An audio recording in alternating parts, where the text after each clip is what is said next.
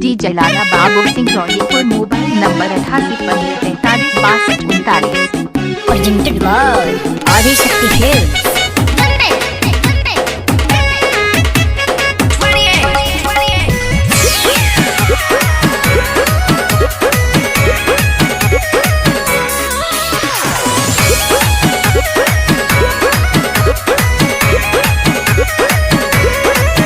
रउआ बाली बंगाल से ले आवे के बाद,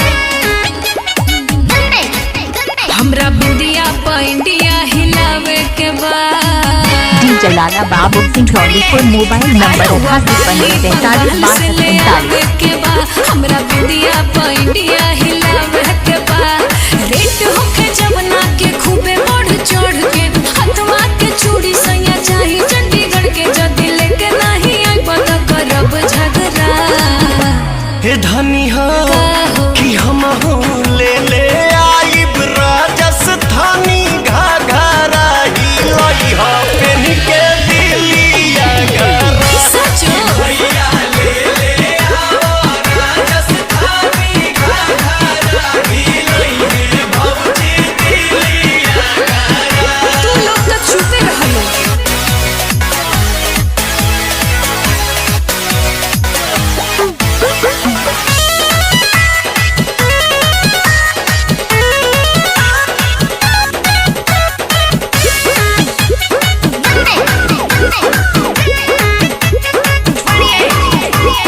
गजिया बात के गजरा चाही, गजरा कानपुर के।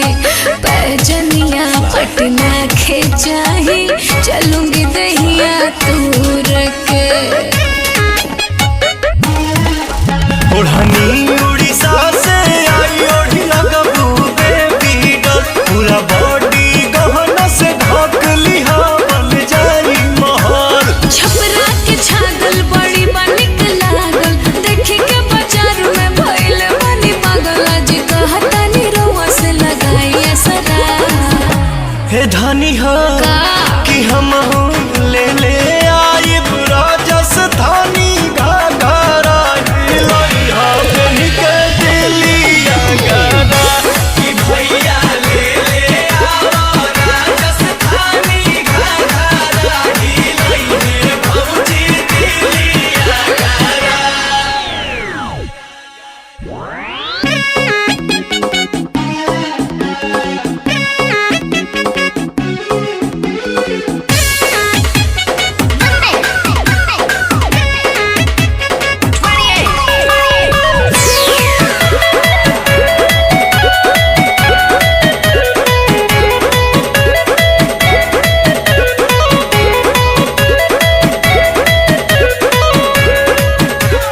आखिरी छाला गलबा दिलवा में ई खाली।